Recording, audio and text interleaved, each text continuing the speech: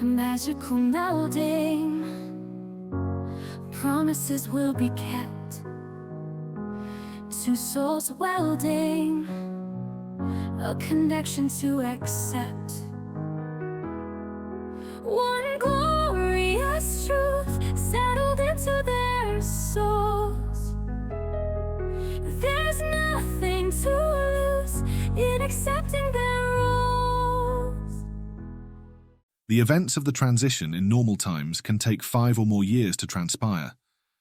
The average Estolian prefers the time between each transition, 25 or more years without the tension of knowing that their happiness rests on the actions of one single man. From the first event of the transition, which is that moment, a year before the heir's 30th birthday, when the keeper of the soul of Estolia dons again the sash of office, to the time when the new keeper pulls it off and settles it comfortably on the statue of Zacharias after the birth of his first son, Estolians are aware of how dependent they are on the man who will be king, and on his last resort, to keep the promise that Zacharias made.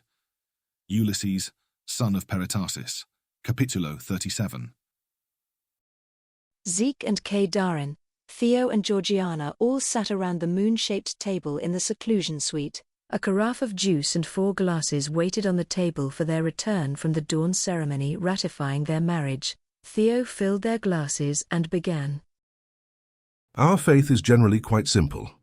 Most Estolians unquestioningly accept the edicts of the faith, reap the rewards, and live full, happy lives.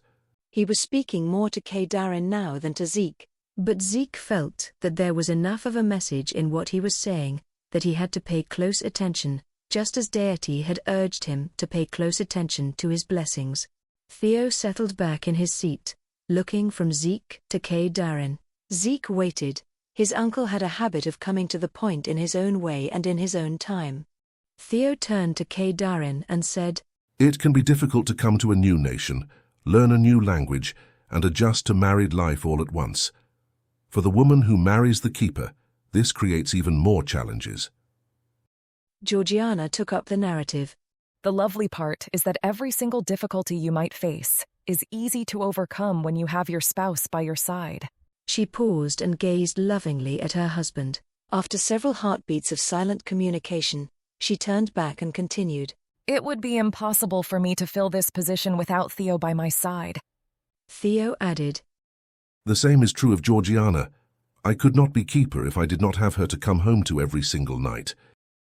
Georgiana settled her right hand on Kay Darin's forearm and said softly, gently, I will be available to you, Kay Darin, anytime you are concerned, uncertain, or lonely. And in those times, remember the one thing I will tell you above all other things. That you have Zeke to give you strength, just as you give him strength. What is it we need to know?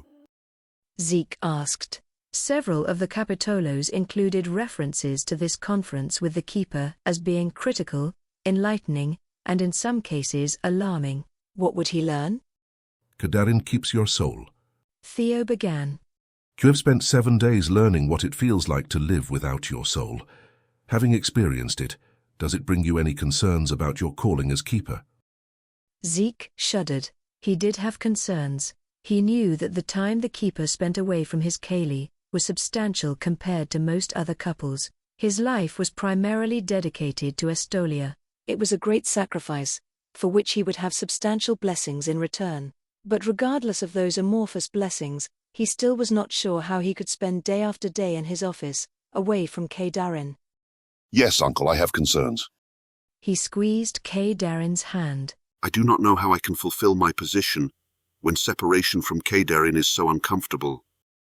To keep the soul of Estolia, you are given a special gift.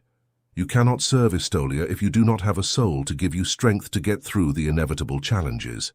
Theo's expression was always solemn, but now it was intense and focused. To do this, you will have one final exchange with Kedarin and in a way with every Estolian on the planet.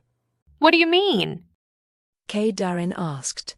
Zeke could sense mixed emotions coming from her, fear of the unknown and the confidence to face it so long as she had Zeke by her side.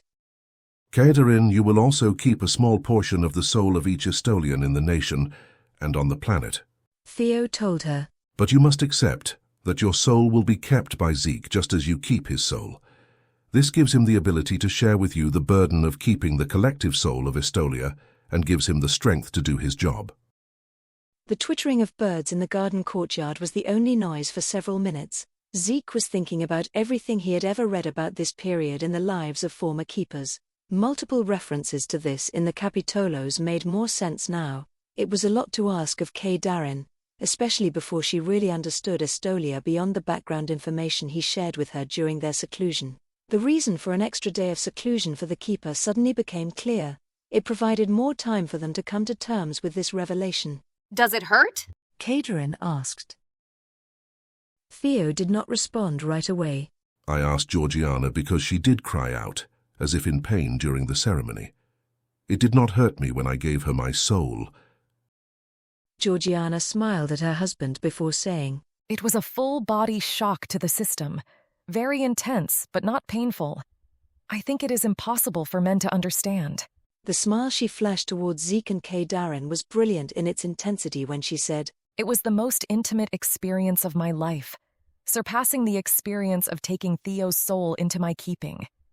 Enhanced and augmented by the souls of all living Estolians. It is worth it. One glorious truth settled into their souls. There's nothing to lose in accepting them.